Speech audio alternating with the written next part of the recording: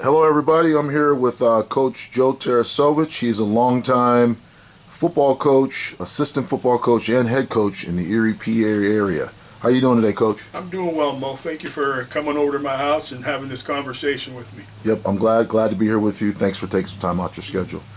So let's start off talking about where you grew up, what city, what state, maybe a little bit about the neighborhood you grew up in.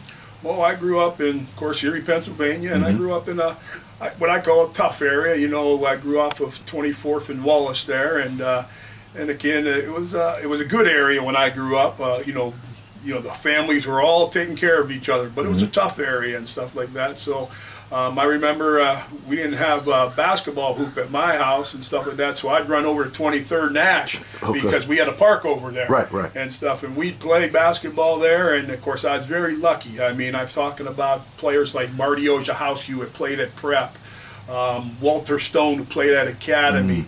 Was about 2 years older than me when I became friends with him. But when I was a little guy, the older guys would pick me up. And so I was very fortunate. I'd play with these older guys and play tough basketball down there. And that's where you learn how to, really take care of yourself, but you learn Right. to be a family outside the family Right, role and right, stuff. So we right. had a lot of great players there in the Erie area. So that's where I grew up, right down in the city of Erie. And I said I was there until I got married, and then I moved to Mill Creek and stuff. Nice, nice.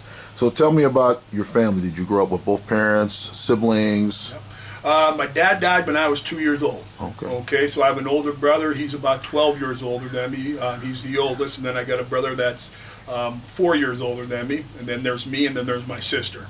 And so my mom raised a family all by herself after my dad Okay. died and stuff like that. And as you are very proud of your mother, I mean, my mother was the most influential person in my life. She made sure that we had things. Mo, I never felt poor until I went to Cathedral Prep. My mom took care of us, and I never knew that we were poor until I went to Cathedral Prep Right, to right. play high school and go to school. But just because my mother, mother made sure that what we needed, we had. And Right, stuff like right, that. right. So again, my mom was a great lady, and my brothers and all of us, we all went on to have successful careers. My sister teaches in the Erie School District. Of course, I taught in Erie and other school districts. My brother Jimmy became the CFO of the Mayo Clinic up there, a big-time hospital in this country.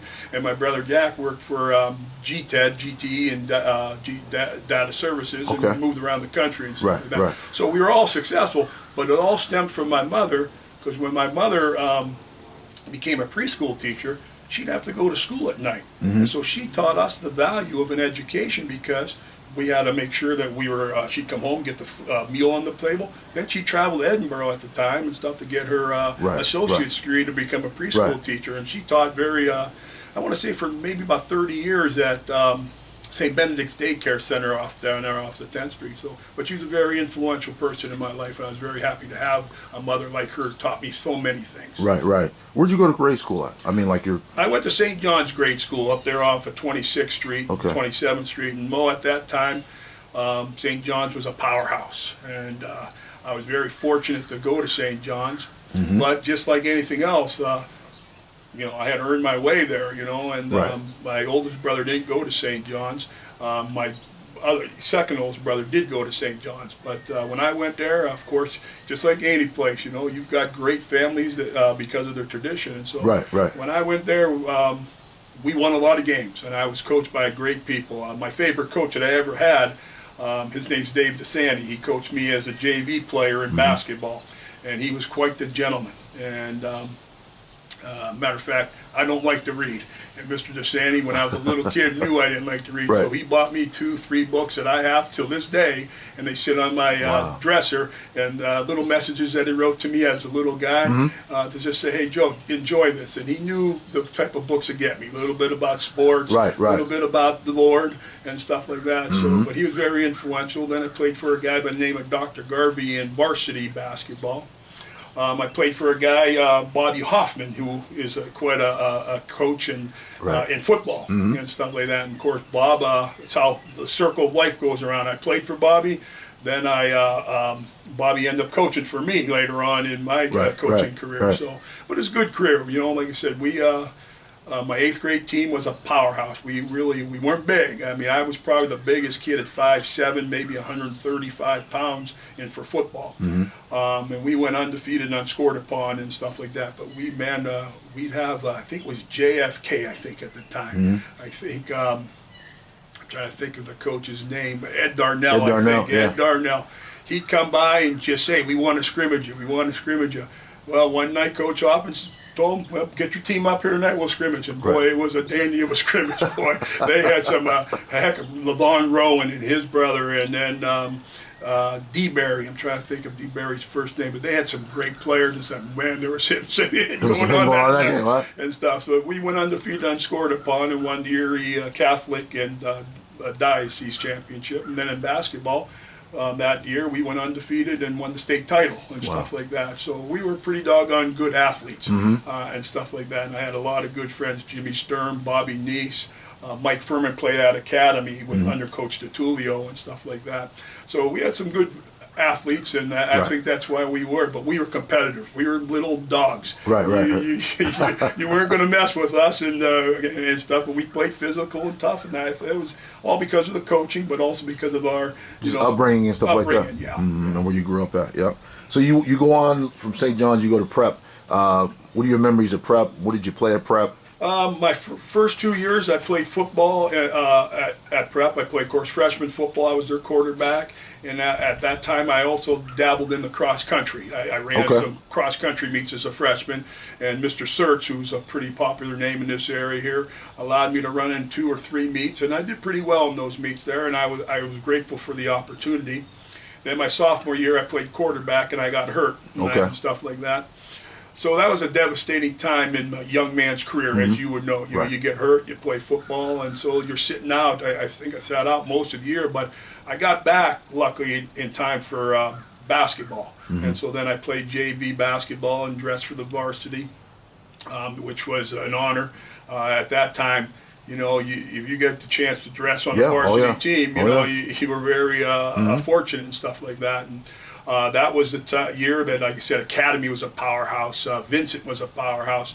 They were very good teams. Like I said, Walter Stone, who I mentioned earlier, and Gary Page and Rob Joyce. Those are Academy kids, and I grew up with those guys, I can remember their names and stuff like that. Matty McAllister, who was an outstanding football player at Academy, but also was that muscle man on the basketball team. So real tough people and stuff. And Vincent had some great players, and like I said, but Prep ended up, I think we ended up winning the district. I don't think we won the Metro. I think Academy won the Metro there when I was a sophomore. Right. So I got the opportunity to experience things early on, you know, and watch how, Prep grew. And then the next year, of course, I was on the state championship team at Prep.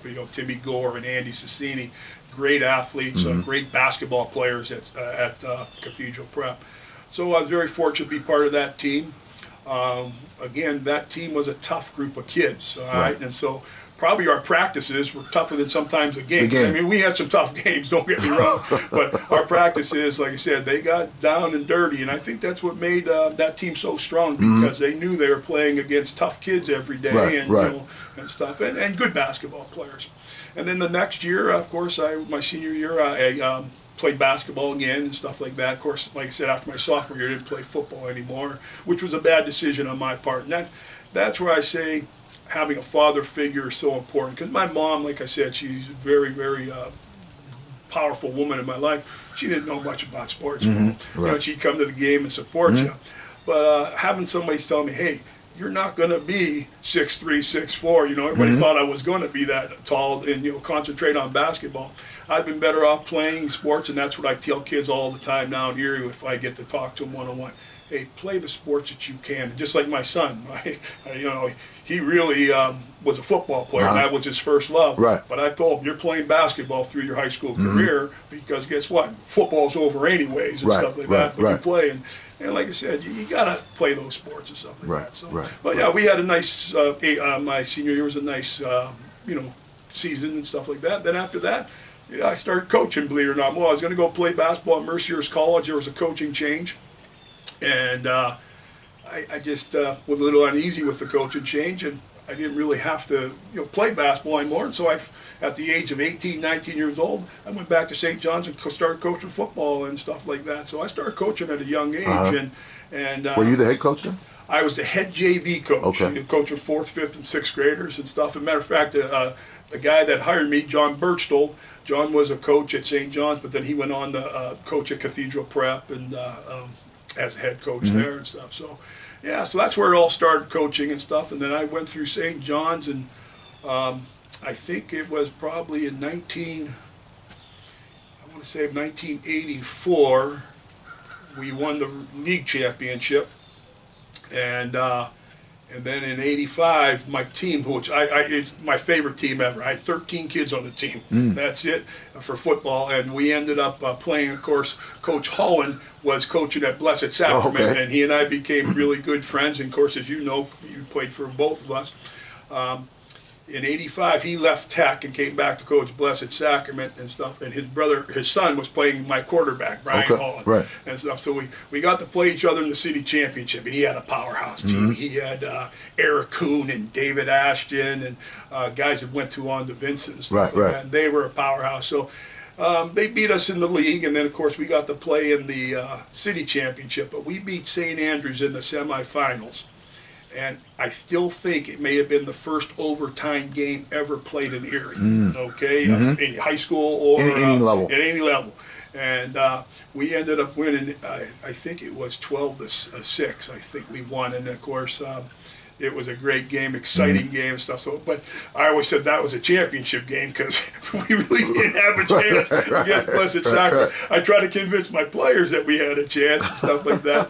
I always told them it's not the size of the dog in the fight, but the size of the fight of the dog.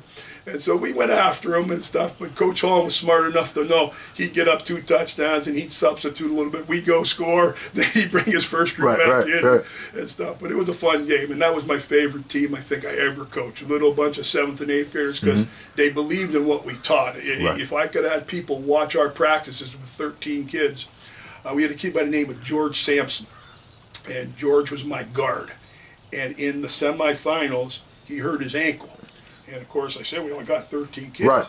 So Mo, we would line up a little lawn chair, one of those folding lawn chairs, and we'd be in the huddle, and we'd come out of the huddle there and line up, and everybody, George would be at guard, and then Brian would tell him, hey, this is the play we're running, and then I'd tell him, who are you going to block? Well, I got to block this guy. So he'd sit there, and that's how we practiced all week. Mentally, and stuff. And it was a fun group, and they believed in everything we could do, and they were a good group of kids, and stuff. Like I said, we had, I think Glenn Duck was on that team too. He was a 7th grader.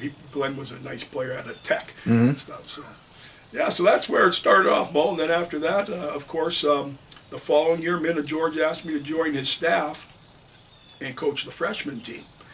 And I was pretty honored because I'm a pretty young guy and stuff like that. And so I took that chore on. But that year, St. John's wasn't going to hire a coach. So the following year, I coached both prep freshmen and St. John's, but I'd coach St. John's in the gym. By the time I'd get done with prep, I'd come down there and we'd go into the gym and practice. And then on the side, we'd do a little hitting outside. But again, so it was a fun time. And then finally, I became the head JV coach at prep. And I was there, and that was 1989, I think, if I get my year straight. And I was only there for 1 year, and then, of course, Academy opened up.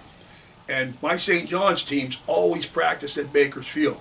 So I knew what the Academy kids were like. And I liked the Academy kids. And so I remember teasing Coach Hall, and I said, are you going to apply for this job? And no, I'm not going to apply for it. And I said, well, I think I'm going to apply for it and stuff like that. Well, of course, I didn't even get an interview because Rube Statmiller, who's the principal, and Tim Holland are best of buddies, and Tim got the job. Well, then, lo and behold, Timmy asked me to join his staff, and I did and stuff like that. So that's how I got into high school football and stuff. So, again, thank God for Minna George giving me the opportunity to coach. And then, of course, Coach Hall and I joining together and coaching at Academy, and then, going up to through Central and stuff like that. Yeah, so that's how the football started for me. Right. Talk about your time at Academy. When you guys took that over, you were there a couple of years. Mo, I'm going to tell you, we were only there at Academy 1 year. 1 year, and that was the last year. I don't know if you remember getting introduced to us. We brought you guys over to the Baker Field House and stuff like that.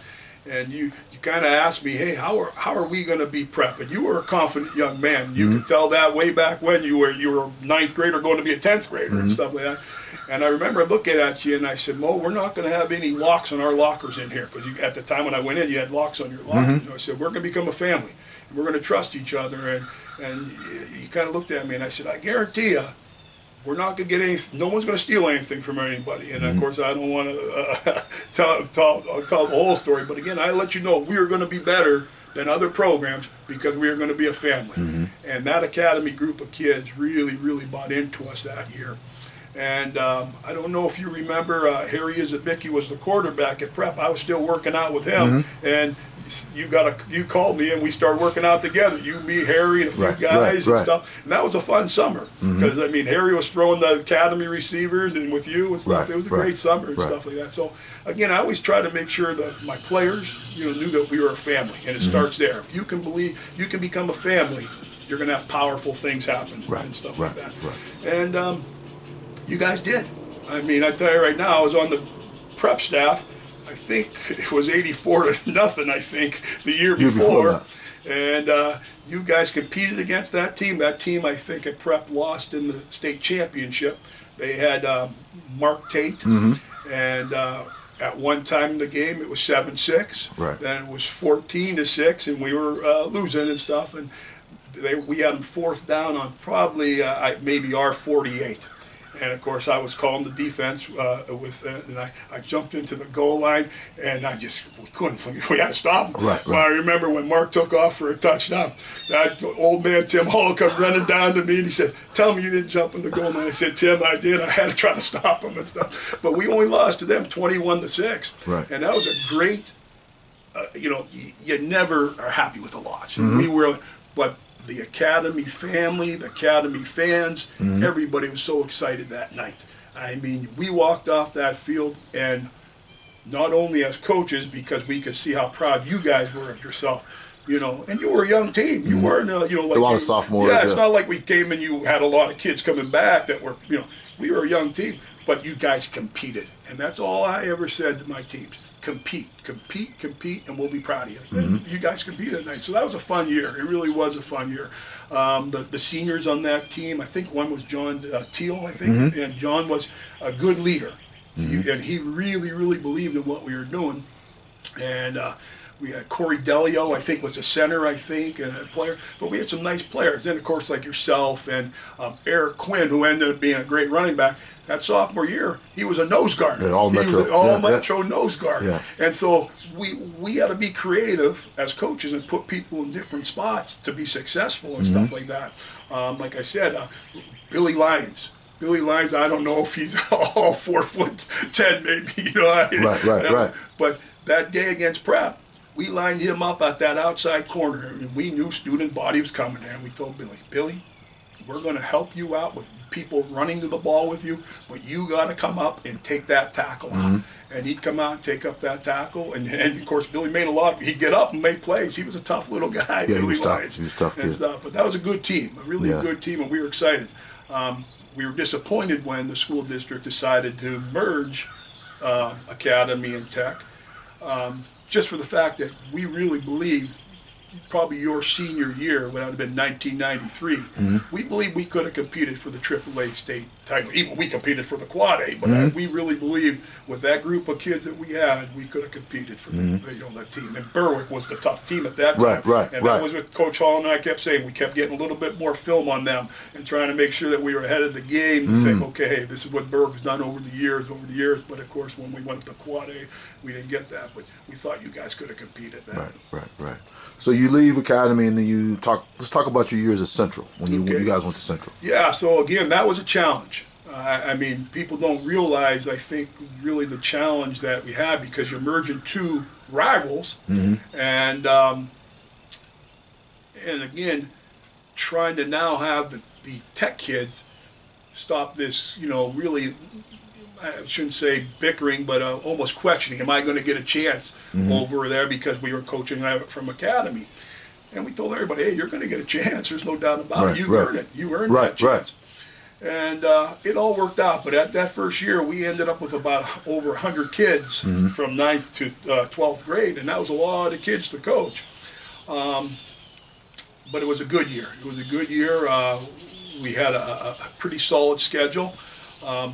And I think we ended up, I think it was 3-5, I think. Maybe. Yeah, 3-5-1 or something like that. 3-5 I think we might have tied one. Yeah. So again, it was a good schedule.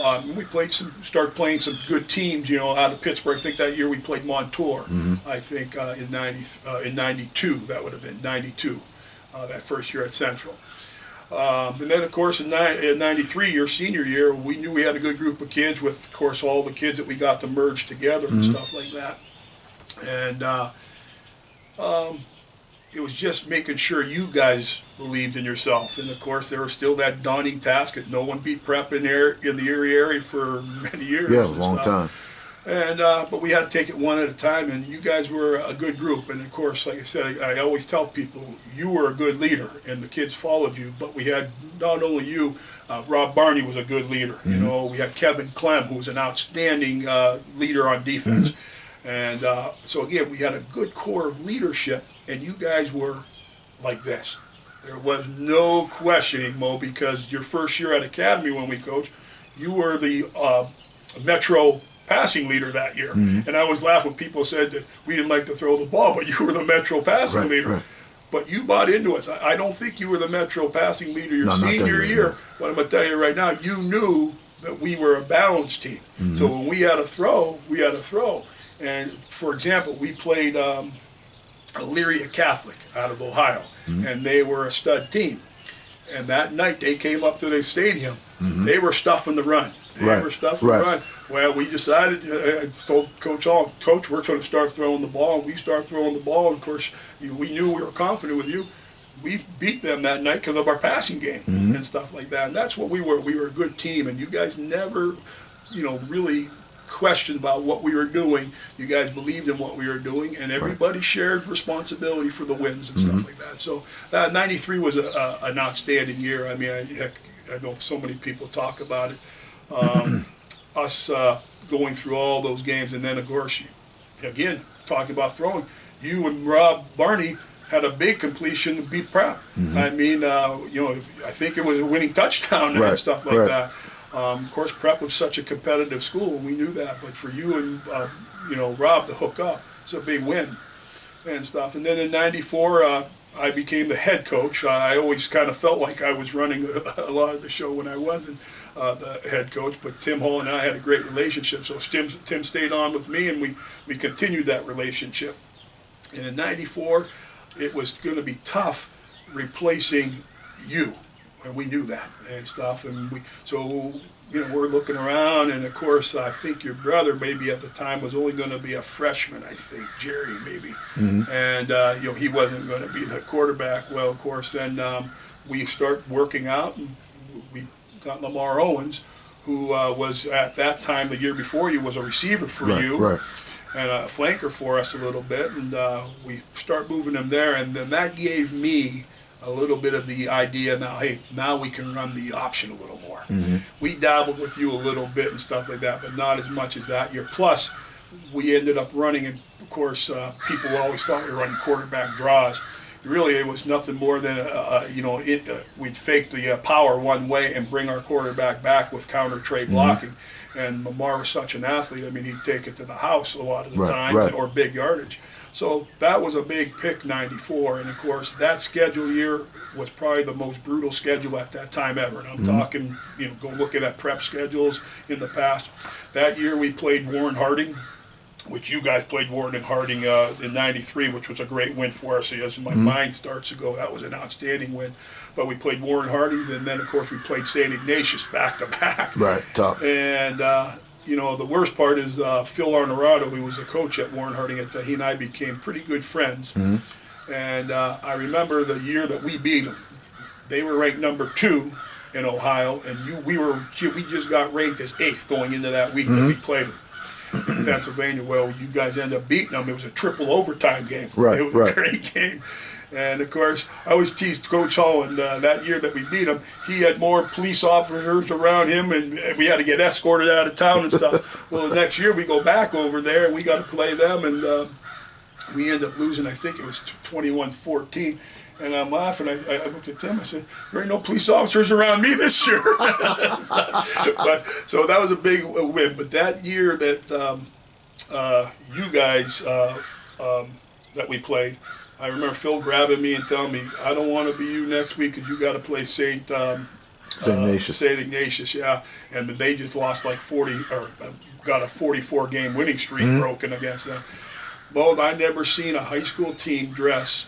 It was probably about 100 and, no exaggerate, it had to be over 100 to 120 kids they dressed.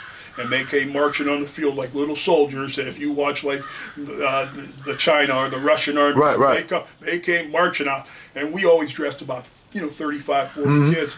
And of course, just trying to keep our kids focused and looking at that. Right. And stuff. But boy, oh boy, so we had a tough schedule. We really did that at 94 year and stuff like that. And then Elyria Catholic, we played again. So, but I was proud of them, and they competed. And then, of course, we found ourselves, when we lost to Prep the first time, that was devastating because we thought we could beat them. We really did and stuff like that. And so, we beat McDowell. We got to play Prep again. And like I said, in that District 10 game, Mo, I always said, if we could get our kids, our academy kids, our central kids, if we could get one or two exciting plays, all of a sudden that energy and stuff. Prep blocked a punt on us in the first game, turned a tie.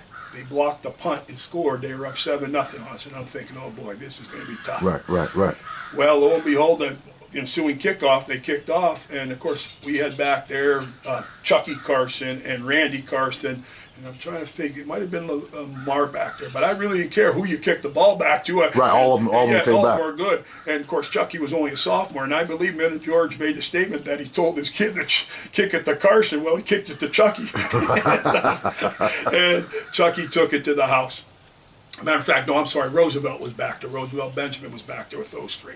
And Chucky took that thing to the house, and that play right there just flicked the switch. Our defense next series was just popping up, and then, of course, we scored, and we didn't win the District 10 game, but it was all, like I said, you get those big plays, and our kids, once they start believing, they could play. And so that was a big win for us, and again, got us back into the tournament and stuff like that, winning the District 10, and of course we played great football in the tournament in '94.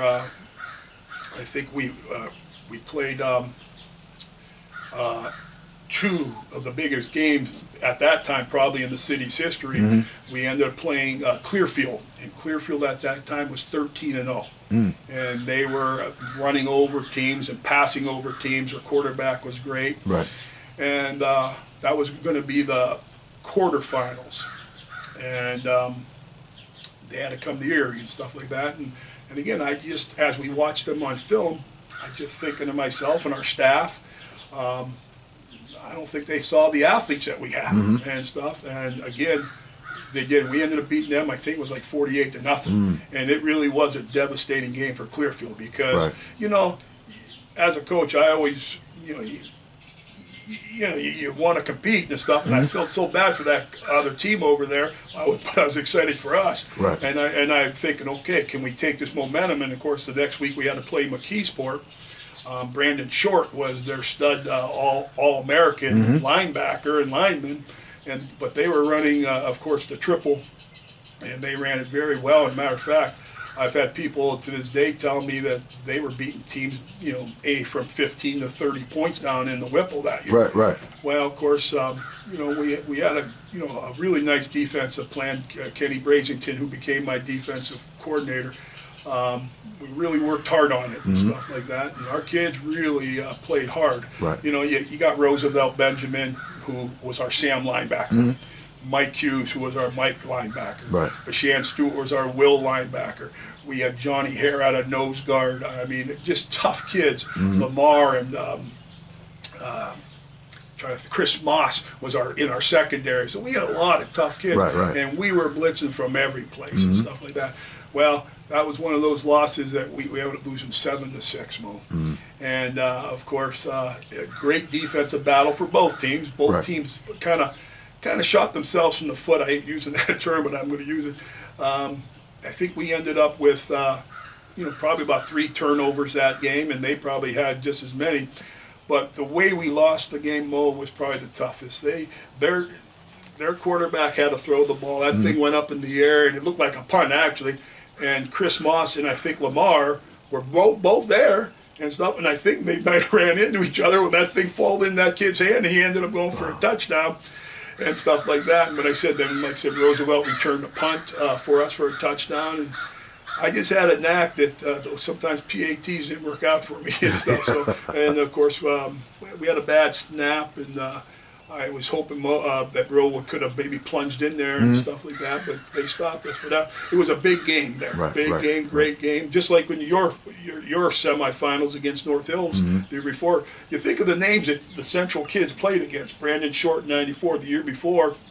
I know he was only a freshman, but LeVar Arrington was a heck of a freshman. He really was, and he was a big, strong running back. But their quarterback was Kasparowicz, who ended up going to Pitt. I think I said his name right. But you guys played against a lot of great teams and a lot of great people at that time and stuff. Well, then later on, like I said, we competed. But I think what happened at Central is that the schedule started getting really, really tough for us because we're doing what they call the Allegheny Conference League. So not only were we playing St. Ignatius and Warren Harding's, but now we were playing State College and Altoona. And you start playing all these good teams, and then you come in and you still got to play the Strong Vincents and the East, who are backyard rivalries, and they're tough kids. Our kids start getting beat up a little bit, and that's probably a mistake that's me as a head coach of trying to take those challenging schedules on there. But you guys always competed. I was always proud of our kids, always competed and stuff like that. So then like I said, I think it was '97 was my last year at Central. My last year, I just decided that, it just wasn't going in a direction that I wanted with the administration and stuff like that. So again, I had great administrators, great AD. But it just something I needed to take a break from and stuff like that. So in '97 I stepped down, and then of course I wasn't planning on going anyplace. I really wasn't. And then, like I said, then I got asked to go to Fort LaBeouf and stuff like that. And his name was Art Bergamasco. He was the headmaster at Prep when I was down there as a JV coach. And so I got home that night from resigning, and of course, how media gets it. And well, that night Art Bergamasco called me and said, "Hey, would you come out here and talk to us?" And I said, "Art, I'm not resigning from Central for another job." Well, Art was a very, persuasive man and stuff. So I went out there one night and talked to him, and they had a legend out there. Joe Chesman was a legend, and he was an outstanding football coach. Well, it was kind of flattering. We need somebody to take over. Who can follow him, follow him and not worry about it and stuff. And so I was going to take over. Well, they decided to give Coach Chesman another year and stuff. And I'm thinking, that's no problem. I'll go coach at Mercier's College because I was going to do that anyways. That was really my plan. I was going to leave Central and go coach some college football now. And Coach Kimball was over at Mercier's, and we had a good relationship. And but Art Bergamasco and their superintendent kind of told me, "Hey, we'd like you to coach with Joe." And I'm thinking, Coach Chesman doesn't need me and stuff like that. It was a little awkward for a while, but then I think it was a good year for me. It was a humbling year because I got to be an assistant again, but also to look at a guy that ran a program for 25 years, and he's probably at Fort LaBeouf more than 25 years because he's probably helping out the other coaches there. But it was a great year. I learned a lot, and I learned about the Fort LaBeouf community. And again, as I told you, when we took over the public school system, we wanted to be a family. Fort LaBeouf had that community. It was already there, Yeah, they did, and stuff. And it wasn't hard to, buy into, my coaching because they were already coached that way from Coach Chesman and stuff. So we had a really nice year and stuff like that. Well, And then I said after that year, I ended up getting the job and was there for, I think, 6 or 7 years. And the kids competed, and they played hard for us and stuff. And like I said, I was always proud of them. You know, I really was and stuff. You know, and had some great players there, just as I did. And, yeah, Mo, I think any coach would tell you, you're only as good as your players. You're only as good as your players. And we were only good because you guys were tough in the city of Erie, and you believed in what you're doing. Then I went to, you know, Fort LaBeouf. Tough kids, good family, you know, and they knew what we wanted and stuff, and they worked hard and stuff like that. So I was there for, like I said, about 6 years, and we had success there. We won a championship in 2001. I was really excited about that for the kids because we were so close so many years. And, you know, you're fighting with General McLean, who had an outstanding program. Jim Wells, who was their coach for many, many years, came into the Erie area and stuff like that. And he really turned that program around and stuff. And he had a really good team. And we knew, of course, Kenny Walker was their coach because they had Academy and Central. We'd scrimmage them on our open scrimmage. So yeah, they had tough kids. And then, of course, Minna George, who left prep to go to Girard, all of a sudden, he's got a powerhouse out there. He's really got those kids out there believing. And that's what it is, Mo. It's kids believing in you. Dan Budashevsky at Harbor Creek, their program, always tough. So you have these programs you're competing with all the time. But that Erie County League was just like the Vincent and East. They all wanted to play each and every game against somebody. Like I said, one of the more interesting teams I think that I got to coach against was Iroquois. And Iroquois is the small school district in Pennsylvania, but man, at that time, they had some tough football players. And Phil Glass, he was a heck of a coach, When I tell you, we would chart our cards to get ready, and Phil Glass would probably change his formations every week. He was running the base offenses, but he was trying to formation you to death, and so you had to have your kids prepared. So it wasn't like you got a lot of tendency. So against Phil Glass, you were really preparing for plays and not formations and stuff. And you just had to tell your players, hey, they were going to be coming out of the plays were going to be coming out of different formations. Yeah, so you got to be knowing how to line up. Understand, you had to understand and stuff. But Phil was an interesting coach to coach with. A lot of good coaches and stuff like that. And, so we were so close so many times. I think it might have been my last year. General McLean and I think it was my second to last year, I think. But we were the PCN game, Pennsylvania Cable Network game of the year. It was the last game of the year, and it happened to be for the Erie County League Championship. And we're playing General McLean. It was at Fort LaBeouf. McLean ended up intercepting a pass and running it back for a touchdown to win the game. I'm pretty sure that's how it ended up. And it was a devastating game, great game. It was a great game, I bet you, for Pennsylvania people to watch and the type of football that was in this area. So I think Coach Wells and I were both excited that it was the Pennsylvania Network. And it just so happened that we were the two best teams that year. And it was ended up being the last game of the year for the network, so they got a humdinger of a game. Right. We were on the short end of it and stuff like that. But no, so really some good football. I was always proud of the kids at LaBeouf too, the way they played hard and stuff like that. And it was a good year, a good 6 years for me because I had a young family at the time, and so instead of traveling the way we were at Central, my wife could get into all these games. The games are all county, and stuff like that. And of course, she's bringing. My daughters ended up being water girls for the LaBeouf team, and my son Jake at that time was just a little guy. He's probably all over the stadium and stuff. But she got to come and watch all those games and stuff. So LaBeouf ended up being very, for a selfish reason for myself, a great place for me to coach because of the localities of the games for my family and stuff. And like I said, that after that, I ended up at McDowell for 3 years, and which was a good 3 years. Again, tough kids, tough schedule. And of course, we won a couple region championships there and stuff like that. But again, it was all because of the kids. The kids worked hard for us, and some great players I had at every place. Like I think, what I always got kicked, I had the Troop family. Okay, I had the Troop family at in the Erie High School system. I'm trying to think if I had any other really families there, but I know I had the Troop family. Carsons. Carsons, yeah, the Carsons family. Thank you and stuff. I'm probably forgetting Lions. I probably did have. Did you have Jeff and Will? Or I did. Yeah. So again, I had some of these families. Barney's and Moss, Bean are all families. Yeah, okay, and stuff like that. Then I go to LaBeouf, and I have, of course, the Fisk family and the Beidler family and the Kurtz family. And so it was nice when I talk about us being a family as a team. I got the opportunity to coach families. Then I go, of course, to McDowell, and I had the same opportunity there. We had the Kimball boys, and they were tough kids and stuff like that. And of course, you get those families, and that's what builds community and stuff like that. So, right.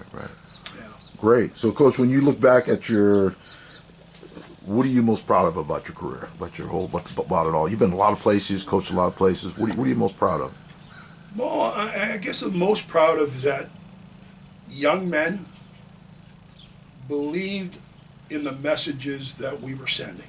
Okay, you played for us, so I don't know if you can confirm this, but I believe that we were always asking players to believe in themselves, become a family, and that we were going to challenge you. And it was going to be tough, you know what I mean? And, so again, we took that step because we wanted, you got to want to aspire to be like somebody.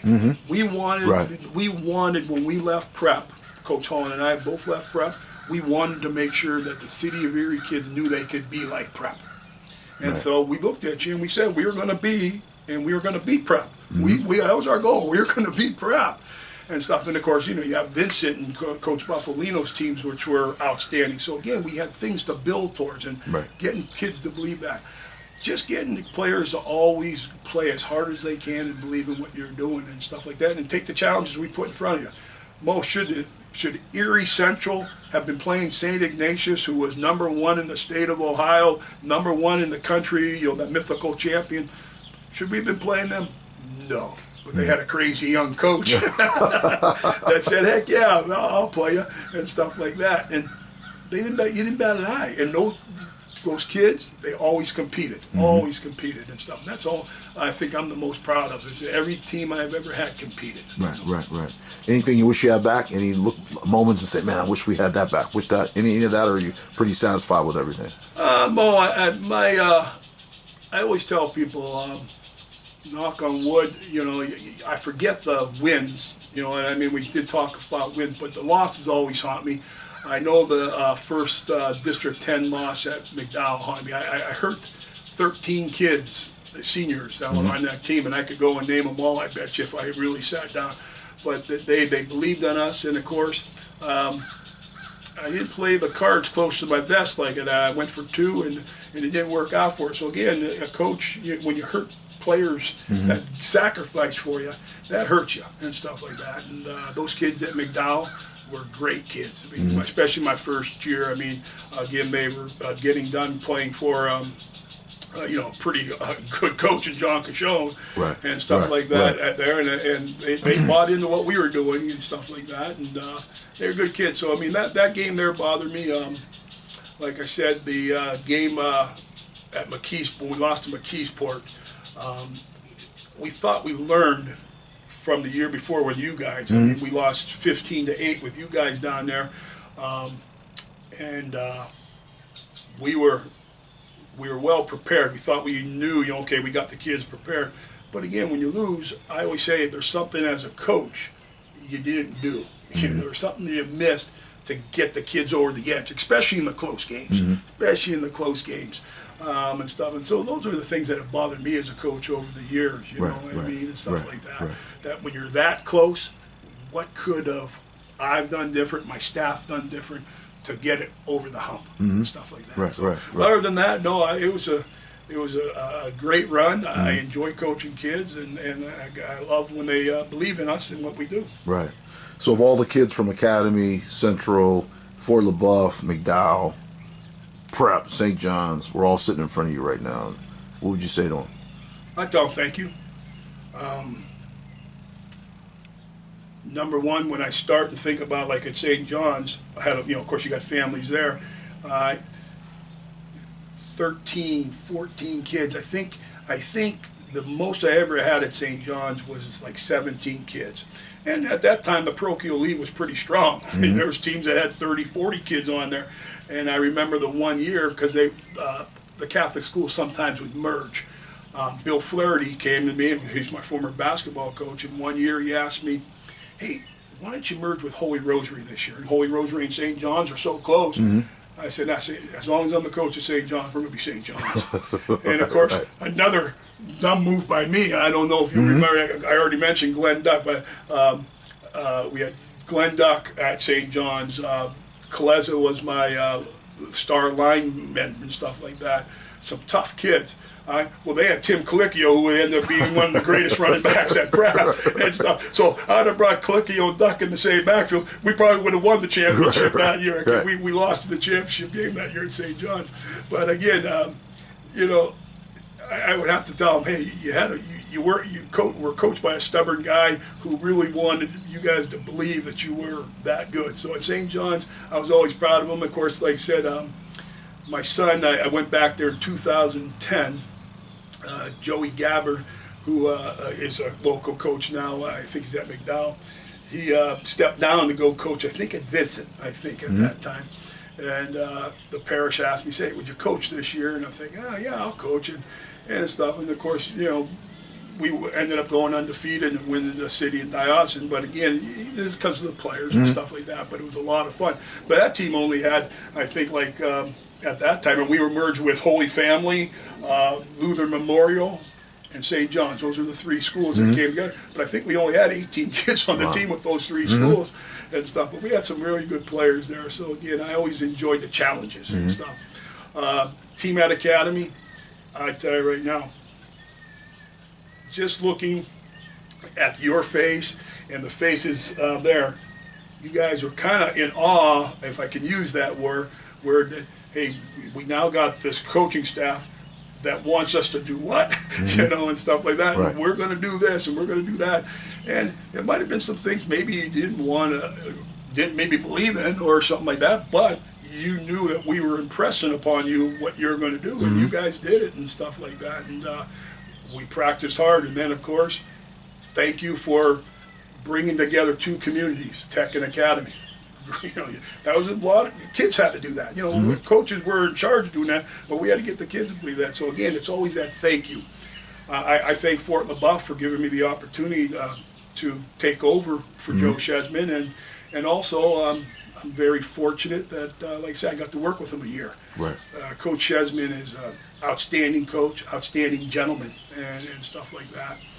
And then, like I said, I didn't really plan on leaving Fort LaBeouf, and I just ended up at McDowell, and I thank them for the opportunity. It was a great opportunity, and the players playing hard for me there, and again, all the things that we did there. So I guess I just tell everybody thank you, and it was a pleasure to coach everybody. You know, like I said, I've coached some great players in times and stuff like that. So, any advice for a young coach out there right now that's coming up?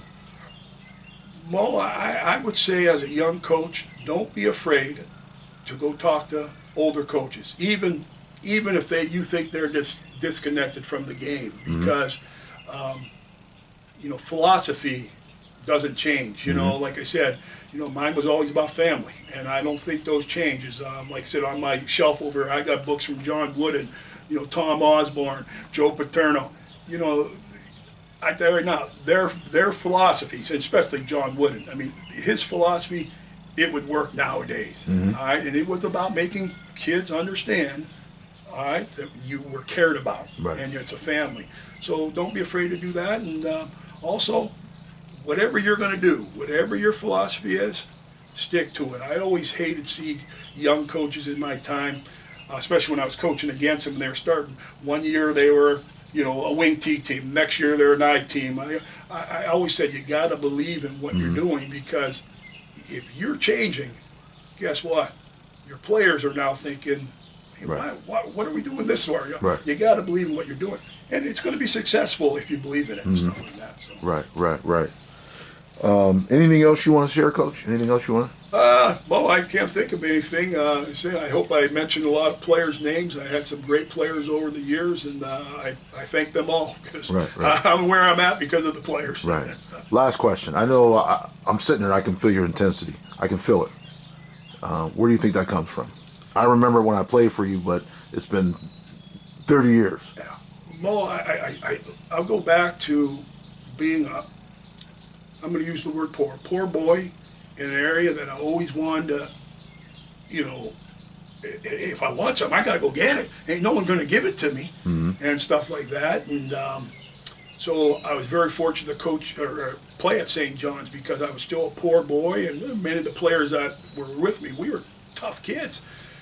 But we always had like a little chip on our shoulder, even though we were playing at St. John's, and we know everybody wanted to beat us because everybody didn't like St. John's. Right. But we had to go get it. We had to go get it and stuff. So again, I think I learned from a long time ago, if you want something, you got to go get it, and you better go get it with all your heart, because if you don't, you step back and take a little break, somebody else is going to get it from you. So that's where the intensity comes from. I think just wanting to make sure I'm striving to be the best I can. Right.